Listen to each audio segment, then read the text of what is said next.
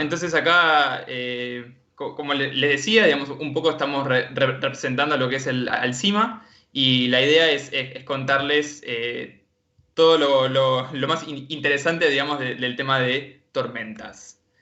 Eh, bueno, para empezar, me parece que está bueno contestarnos la pregunta de qué es, ¿no? Siempre está bueno empezar cuando uno arranca un tema a hablar por la definición. Y si bien yo creo que todos más o menos entienden cuando uno habla de qué es una tormenta, está bueno mencionar que en realidad la definición habla de que en realidad una tormenta es aquella nube que logra generar actividad eléctrica, sin importar si tiene precipitación o no.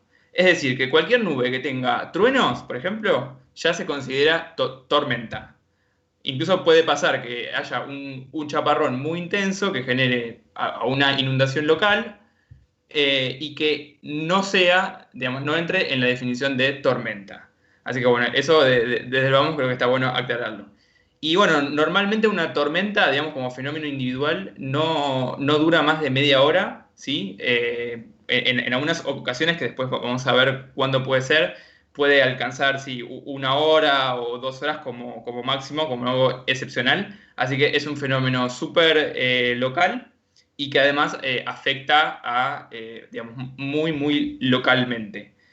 Por eso se dice que bueno, se generan en lo que en atmósfera llamamos la mesoescala, ¿sí? Que es una escala de tiempo y espacio que va entre 1 y 12 horas y entre 1 y 100 kilómetros, para que se hagan una idea. Bueno, en el cómo se forman, digamos, en términos físicos, ¿sí? El mecanismo relacionado con las tormentas es el de la convección húmeda. En la atmósfera, muchas veces lo que sucede es que, digamos, se generan condiciones de inestabilidad atmosférica. La inestabilidad atmosférica responde a diferencias de temperatura y humedad muy grandes entre lo que es el aire que está cerca de la superficie y los niveles más altos. Entonces, esa diferencia de temperatura es lo que inicia muchas veces el concepto de convección húmeda. ¿Qué pasa? En realidad, como la atmósfera es un sistema natural, siempre tiende a buscar el equilibrio y tiende a restablecer esa inestabilidad de la que yo les hablaba. Entonces, bueno, se genera en esta imagen de la derecha, lo que muestro es una figura conceptual en donde se genera una especie de celda de una zona de ascenso y una zona de descensos como al costado, ¿sí? Y después en la figura de abajo lo que les muestro es lo que sería el ciclo de vida, ¿sí? Teórico de una nube de tormenta, donde inicialmente lo que predomina es la parte ascendente, ¿sí? Que sería esto que yo les decía del ascenso del aire cálido y húmedo, que en su ascenso se enfría, condensa, genera nubosidad, ¿sí? Y cuando esa inestabilidad es muy fuerte, el ascenso es muy intenso. Entonces, la estructura vertical de la nube es muy grande. Luego, en un estadio siguiente, hay una rama descendente, digamos, de lo que sería la nubosidad asociada con los hidrometeoros, o sea, con la lluvia, ¿sí? En un momento dado, las gotitas de la nube son cada vez más grandes, ¿sí? Es cada vez más eficiente la condensación y empiezan a caer por su propio peso. Entonces genera lo que conocemos como lluvia. Luego, en un estadio final, lo que predomina dentro de la nubosidad es la descendente, ¿sí? O sea, toda la precipitación posible cae por su propio peso, ya mata al ascendente y por ende la tormenta se disipa. Acá en este video que les quiero mostrar, lo que vamos a ver es un timelapse, ¿sí? Que es una secuencia de imágenes aceleradas, que la idea es que podamos ver esto de la rama ascendente que yo les comentaba. Esto es una tormenta que se generó en la zona de Florida, Estados Unidos, y se ve muy claramente cómo hay una zona de ascenso que genera permanentemente nubosidad sobre la misma zona, y cómo esa nubosidad, a medida que va ascendiendo, se desarrolla verticalmente de manera muy rápida y muy intensa, y cómo logra llegar a un nivel que nosotros llamamos el nivel de equilibrio, ¿sí? Que es esa especie de tapa que hay que no permite que la nubosidad llegue más allá.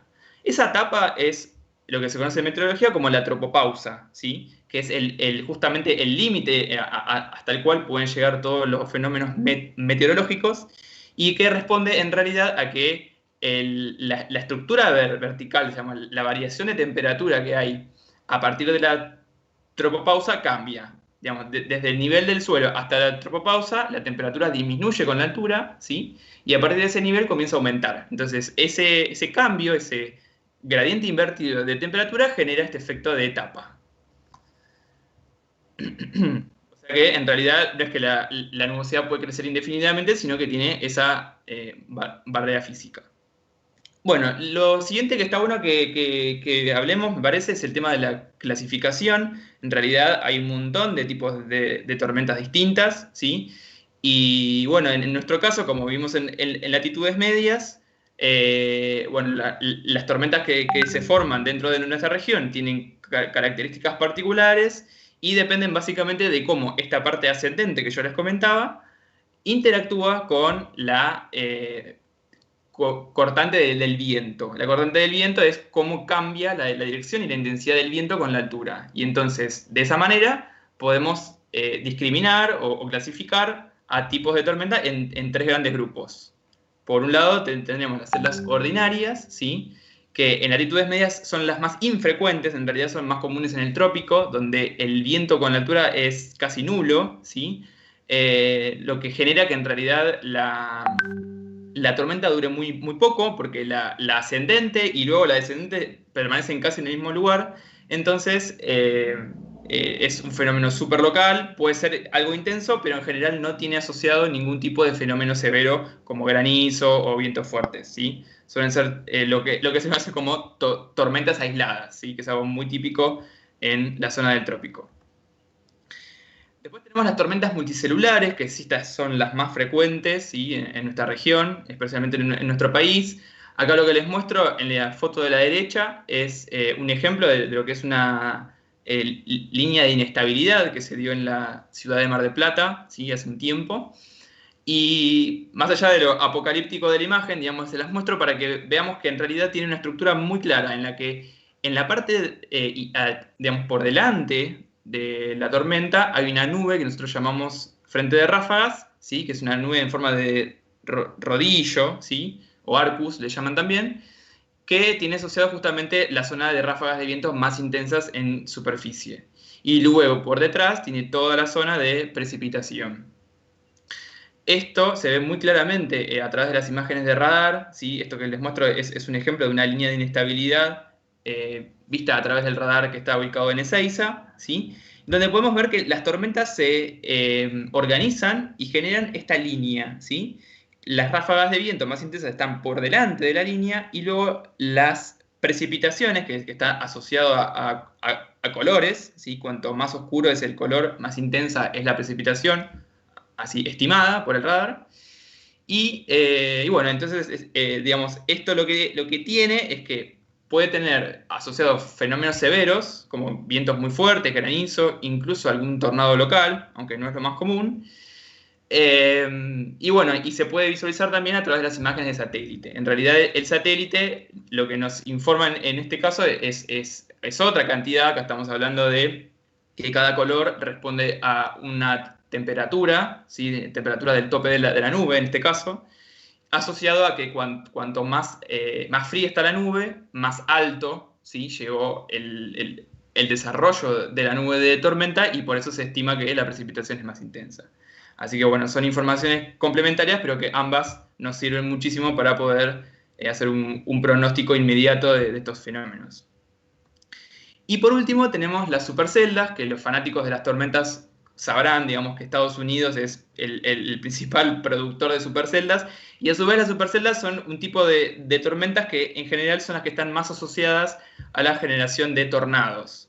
La característica principal que tienen este tipo de tormentas es que poseen una ascendente muy, muy fuerte, pero a su vez que rota, ¿sí? A medida que el aire asciende, rota y genera lo que conocemos como mesociclón.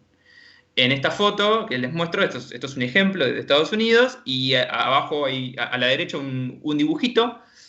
Ese dibujo, digamos, nos da una idea de la estructura media o clásica, digamos, que tienen estos sistemas. Y bueno, en este video también, esto es un time-lapse, como antes, vamos a ver una secuencia de imágenes acelerada, para poder ver esto que yo les comentaba de la rotación de la nube. Básicamente, la supercelda tiene un par ascendente-descendente también, como toda tormenta, pero se caracteriza por tener, acá se va a poder ver perfectamente, digamos, en esta zona hay una zona de ascenso, y ahí cuando acelera el video se puede ver claramente la rotación, ¿no?, que muestra, y un par descendentes. Y la zona descendente está relacionada otra vez con entonces, la precipitación intensa, granizo, incluso viento fuerte. Y acá la zona del mesociclón, que es esto que está rotando acá, es lo que en general suele producir los tornados. Si se generase un tornado en esta tormenta, bueno, muy probablemente lo haga ubicado en esta región de aquí, que es a donde mayor rotación se ve. Eso por un lado. Después, si nos hacemos la pregunta de qué regiones del mundo están mayormente afectadas, bueno, acá, por ejemplo, en este mapa, lo que les muestro es la tasa anual media de rayos, ¿sí?, que hay en el mundo, donde cada color, digamos, lo que representa es la cantidad de flashes por kilómetro cuadrado que hay en un año. Y esto, por un lado, nos dice dos cosas: que evidentemente son más comunes los rayos en los continentes que en los océanos, eso se ve claramente, y que por otro lado los trópicos tienen mayor frecuencia. El centro de África, de hecho, es una de las zonas del mundo, evidentemente con mayor frecuencia de rayos, pero si miramos nuestra región, Sudamérica y particularmente Argentina, tiene en el centro y norte de Argentina particularmente, tiene una frecuencia muy alta de rayos. Y vamos a ver que no solamente de rayos, sino también de fenómenos severos. Acá lo que les muestro es un mapa, digamos, sacado, esto es un resultado sacado de un trabajo científico muy conocido, que revela que Sudamérica, en particular el sur de Brasil, el norte de Argentina, Paraguay y Uruguay, están dentro de una zona digamos, que frecuentemente reúnen condiciones favorables para la generación de tornados, ¿sí? Lamentablemente, digamos, como es una zona bastante despoblada, la densidad de población es un tanto baja, entonces, bueno, los reportes de tornados no son fáciles de conseguir, porque se requiere que el tornado pase por alguna zona con población. Pero bueno, digamos, sí, estamos, o sea, hay que saber que Argentina e incluso Buenos Aires también está inmersa en una zona donde los tornados pueden ocurrir. De hecho, Argentina, como país, ostenta 4 récords en materia de tiempo severo. Hace muy poquito, el 8 de febrero de 2018, se registró en Villa Carlos Paz, Córdoba, la tormenta de granizo con el registro de piedra de granizo más grande del mundo, ¿sí? Hay un trabajo muy reciente que fue publicado hace algunos meses, que revela que hubo una piedra de granizo de un tamaño cercano a 19 centímetros y un peso de 4,2 kilogramos. Y el récord anterior era de Estados Unidos, de Texas, ¿sí?, que revelaba un tamaño de 17,5. Para que tengan una idea, una piedra de granizo de 3 centímetros ya puede hacer daños en un auto, por ejemplo. Puede hacer bollos en el parabrisas de un auto. Así que imagínense una piedra de 19 centímetros, bueno, si te cae en la cabeza, te mata directamente. Bueno, después, en lo que es el segundo récord, hace poco también hubo megarrayos, tanto en Brasil como en Argentina, y un trabajo científico reveló que en conjunto con Brasil tenemos el récord del rayo más extenso, de aproximadamente unos 710 kilómetros de extensión, y también el más largo en cuanto a duración, de casi 17 segundos. Los récords anteriores pertenecían a Estados Unidos y a Francia y se rompieron por mucho, digamos. Así que, bueno, evidentemente la zona del sur de Sudamérica es totalmente activa en lo que es tormentas. Después tenemos que Argentina es el único país del mundo que tiene registros de un tornado F5, que es el de intensidad mayor, fuera de los Estados Unidos, que ocurrió en el año 1973 en un pueblo que se llama San Justo, en la provincia de Santa Fe. Y Por último, tenemos también el récord de mayor cantidad de tornados en 24 horas fuera de lo que es Estados Unidos, que se dio el 13 de abril del 1993 en la provincia de Buenos Aires, de lo que es la localidad de Los Toldos hasta Mar del Plata. Digamos, hubo un registro de 400 tornados de intensidad F1 a F2. Son tornados relativamente débiles, pero digamos, lo más llamativo fue la cantidad, ¿no? En poco tiempo. Bueno, después les quería contar, digamos, un ejemplo que imagino que ustedes lo sabrán mucho mejor que yo.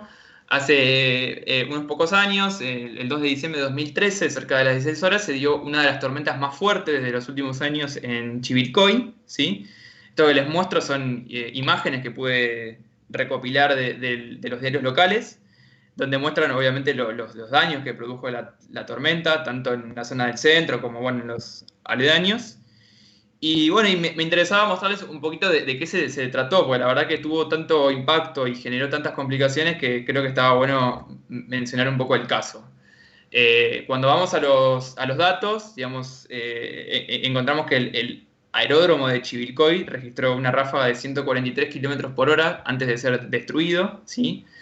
Así que bueno, revela obviamente la intensidad de lo que fue ese sistema. Y a su vez, la tormenta no solo afectó a la zona de Chivilcoy, sino que luego se desplazó hacia el este y afectó muy gravemente a Lamba, en particular al sur del Gran Buenos Aires, ¿sí?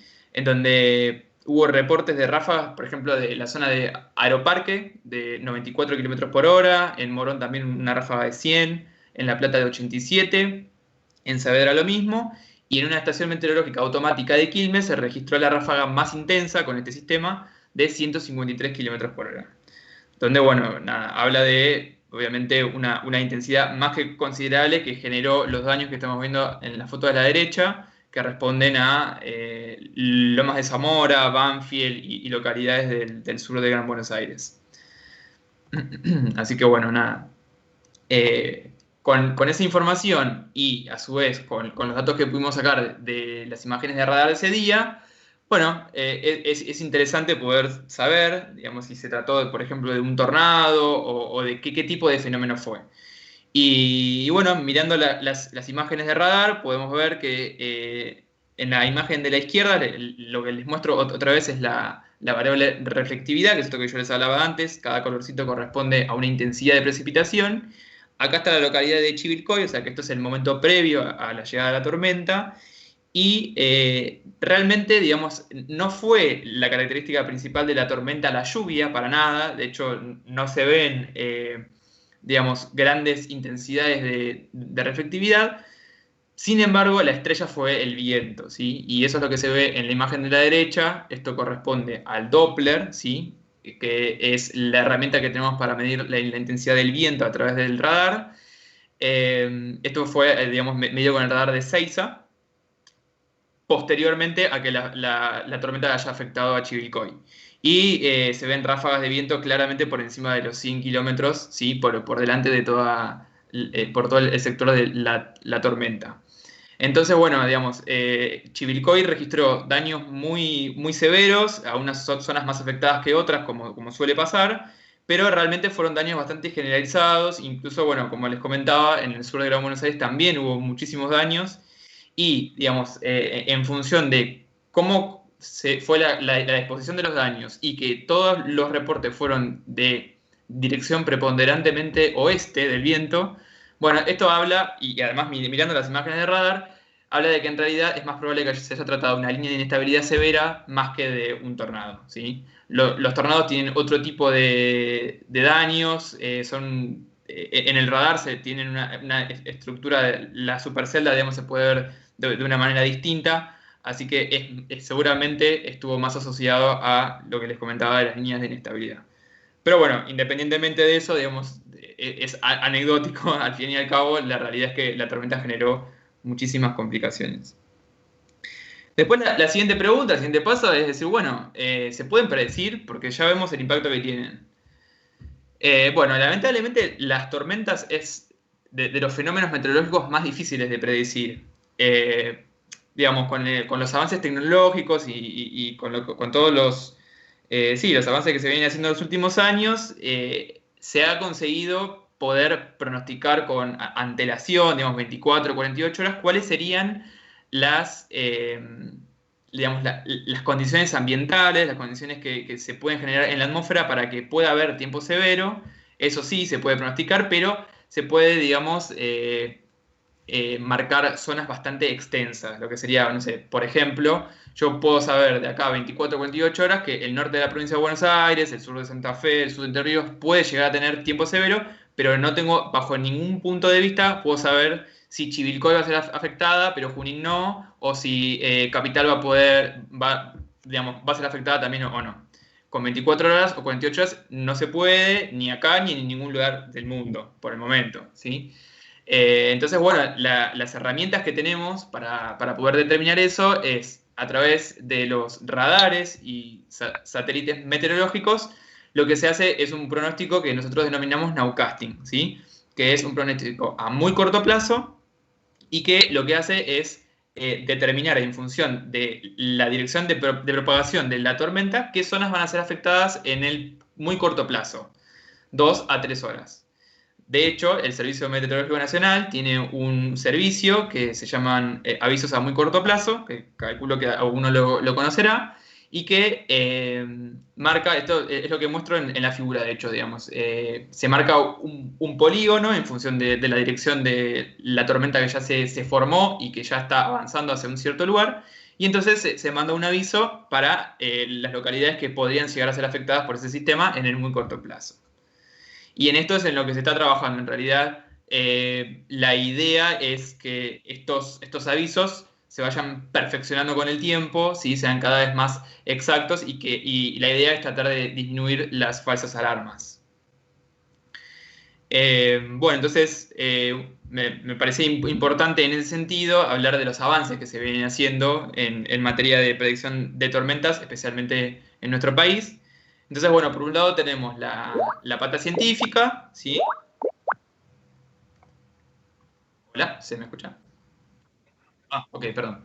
Eh, en materia científica se estuvo desarrollando, supongo que habrán escuchado hablar, porque tuvo bastante repercusión en los medios, del proyecto Relámpago Cacti, ¿sí? Que se dio durante el periodo 2018-2019, que bueno, fue un proyecto sin precedentes en nuestro país en cuanto a lo que se refiere de financiamiento, recursos humanos, inversión logística, o sea, fue realmente muy grande, fue financiado por principalmente entidades de Estados Unidos, pero también de Brasil y de Argentina. Y un poco el objetivo del proyecto fue entender por qué las tormentas que se generan al este de las sierras de Córdoba son de las más fuertes del mundo, ¿sí? Ya varios estudios venían revelando a partir de imágenes de satélite que las tormentas que se generan a partir de las sierras de Córdoba, digamos, desde ahí hacia el este, explican gran porcentaje de la precipitación de la zona y mostraban una estructura y morfología muy particular. Entonces se llevó a cabo este proyecto para, bueno, poder entender un poco cómo funciona eso.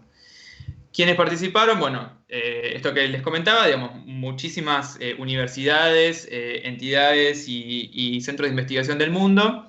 Y a nivel de recursos humanos, digamos, también se necesitó mucha gente del país y hubo alumnos de doctorado y de grado de la Universidad de Buenos Aires, de La Plata y de la Universidad de Córdoba, y investigadores del CIMA, pronosticadores y técnicos del servicio meteorológico que tuvieron bastante participación, ¿sí? Tanto en lo que es los pronósticos como en la parte de la campaña en la parte de campo, digamos. Ingenieros de INPAP que estuvieron ayudando también en la logística. Y bueno, hay un ejército de voluntarios para llevar a cabo semejante proyecto, ¿no? Los resultados, digamos, del proyecto están empezando a aparecer recién este año, porque, bueno, digamos, funciona así. En general, las campañas duran un determinado tiempo acotado y luego, en los siguientes años, comienzan a aparecer las publicaciones científicas.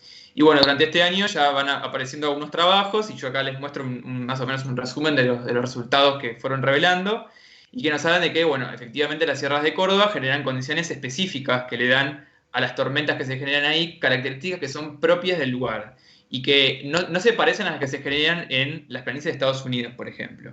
En cuanto a que, por ejemplo, las superceldas de acá presentan ascendentes rotantes que son muy anchas, ¿sí? Que son particularmente anchas y que en eso difieren un poco de lo que sucede allá, y que a su vez tienen la base de la nube algo elevada, lo cual habla de que en realidad el proceso de tornadogénesis no está siendo muy eficiente, ¿sí?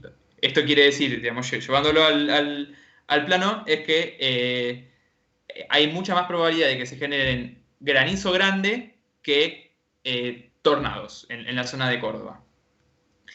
Y que bueno, y se investigó que evidentemente la distribución, altura, digamos, de las sierras es lo que muchas veces inicia, ¿sí?, la convección húmeda en lo que nosotros llamamos el ascenso forzado.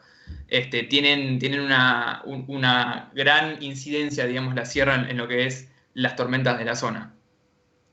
Y bueno, y esto que yo les comentaba es que, bueno, a su vez se inician en las sierras, pero luego, una vez que las tormentas se mueven hacia el este, tienen la capacidad de organizarse en general y generar sistemas convectivos muy grandes, ¿sí?, que duran, por ejemplo, una noche completa, ¿sí?, en lo que sería el norte de Córdoba, oeste y norte de Santa Fe. Es muy común, sobre todo en primavera y en verano, que suceden estas cosas.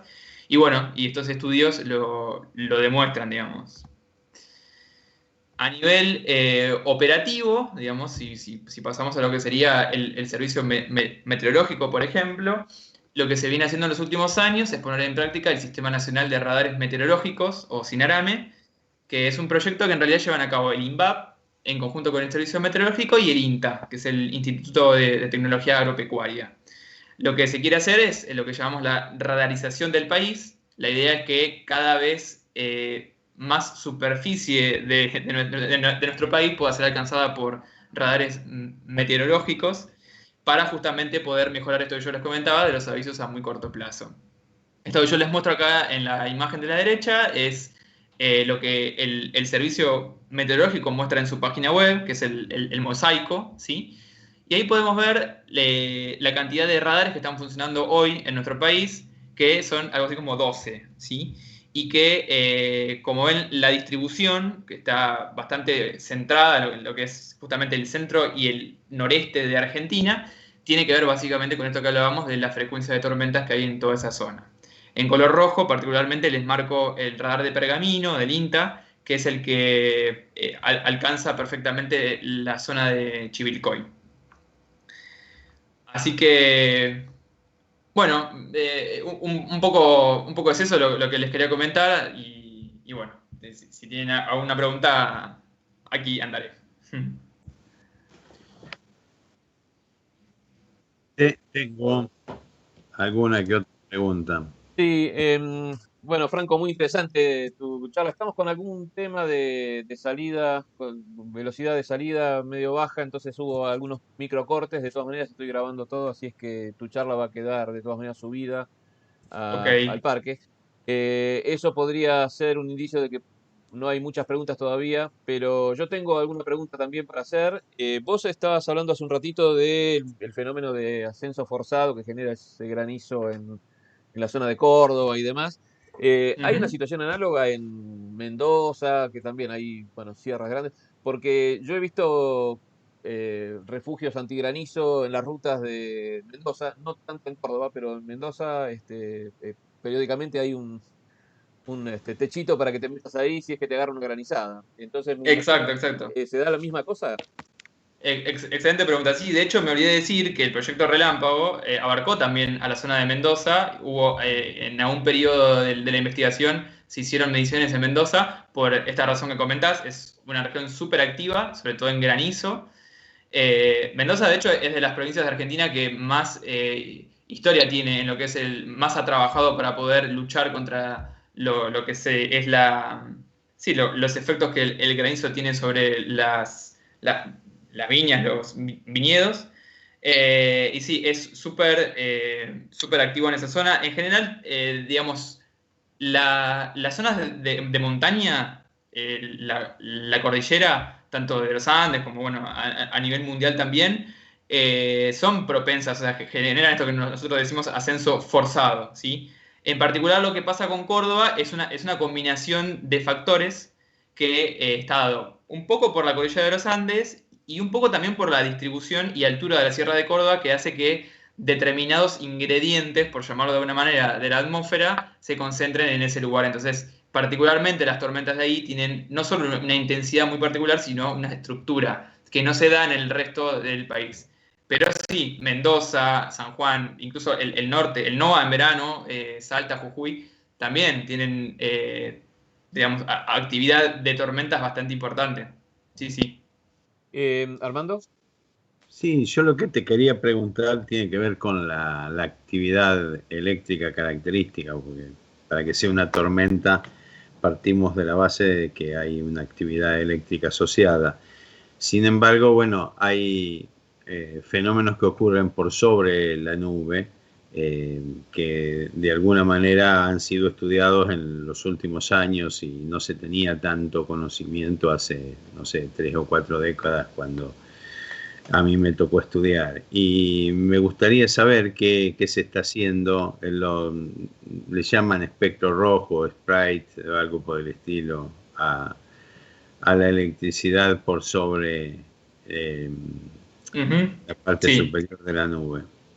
Sí, mira, todo lo que es materia de actividad eléctrica está relacionado con la geofísica, ¿sí? Entonces, yo como meteorólogo te puedo contar lo que, digamos, lo que la componente de la actividad eléctrica que afecta a nuestra área. Por supuesto que hay un montón de cosas, como esto que vos comentás del Sprite, que es estudiada por otra disciplina. Entonces, yo lo que Bien, te puedo contar es lo que seguramente conocerás vos, digamos, pero bien, no puedo profundizar demasiado en eso porque es como que responde a otra área. Era una bien. pregunta para Julia. Ayer estuvo Julia Midling, que es geofísica, y tuvimos oportunidad de preguntarle esto y nos callamos. Claro, claro, Este, bueno, ellos, sí. Mira, otra cosa que te quería preguntar, pero nosotros cuando hacemos sesiones de observación de astronomía y qué sé yo, siempre viene alguno y nos pregunta por qué la luna llena pudre el pescado, digamos, ¿no? Es decir, una cosa que no tiene nada que ver con astronomía y cuesta Sí, mucho sí. explicar. La pregunta mía es parecida, digamos. Me han contado que los truenos que se producen cuando viene granizo son prolongados, son un runruneo muy largo. Ajá. Y yo nunca lo comprobé. Te quería preguntar si primero había algo de eso, si habías comprobado eso y si es así, ¿por qué? Bueno, es una buena pregunta. En realidad, eso tiene una parte de mito, pero tiene mucho de verdad. La parte de mito es que no es un trueno demasiado prolongado, sino que es una sucesión de muchos truenos, ¿sí? ¿Por qué? Porque en realidad el granizo normalmente se da en momentos en la mayor tasa de actividad eléctrica del sistema, ¿sí? La tormenta generalmente se da, digamos, tiene, como dije, un proceso de iniciación, un proceso de maduración y un proceso de disipación. Bueno, hay un momento dado que de hecho se está estudiando mucho en los últimos años, que le llaman el jump, ¿sí? Es un momento en el que la tasa de rayos es altísima y normalmente se ha descubierto, digamos, que los tornados se generan en momentos inmediatos después a ese salto en la actividad eléctrica. Y así como los tornados, el granizo también, porque en realidad es el momento en el que el ascendente es más importante. Entonces no es de extrañar que, digamos, ante esa respuesta física, uno como ciudadano, cuando se acerca la tormenta de granizo, escuche con anticipación muchos truenos o en realidad como ese ruido grave que responde a una sucesión de truenos que se vienen dando tanto dentro de la nube como hacia tierra. Ujú. Armando, no sé si tienes alguna otra No, pregunta. no, no, si querés explicar algo de los movimientos internos de la nube, dentro de la nube cumulonimbus, o la Ajá. diferencia entre las distintas estructuras de nubes, Ujú. vos te especializás en superceldas, entonces Sí, sí, por sí. ahí, ¿cómo hacemos para observando diferenciar una supercelda de una común? Claro, bueno, en realidad, básicamente, una cosa es mirar una tormenta desde el campo, ¿sí? Que es lo más usual, y otra cosa es estudiar a la tormenta a través de herramientas que tienen que ver con esto que yo le comentaba de radares, por ejemplo. En general, las superceldas tienen una estructura interna que hace que cuando uno las estudia a través de la imagen de radar, tienen una forma, ¿sí? Una firma, por así decirlo, muy particular. Es una especie, digamos, qué lástima que no, digamos, hablamos de esto antes para que yo les pueda mostrar una foto, porque tienen una forma muy especial, ¿sí? Que no se da en ningún otro tipo. Entonces, cuando las tormentas tienen esa forma tan particular, sirve mucho, ¿sí? Que uno pueda, digamos, a simple vista decir, bueno, esto es una supercelda, porque obviamente después en el pronóstico inmediato sirve un montón para decir, bueno, esto probablemente va a tener granizo grande, va a tener asociado fenómenos severos, que en otro caso es mucho más difícil. Por ejemplo, en una línea de inestabilidad que yo les comentaba antes, también tienen una característica que es muy particular, que es esa forma de línea, pero a su vez es mucho más heterogénea, ¿sí? Es como que los fenómenos que se dan ahí adentro es más difícil, son más difíciles de determinar puntualmente. El caso de las superceldas es muy particular porque es algo muy local, tiene una forma muy, muy, muy particular y entonces nos ayuda a nosotros para poder decir, bueno, ok, listo, si esto es una supercelda, la zona que esté por debajo de ella va a ser gravemente afectada con seguridad. Ok.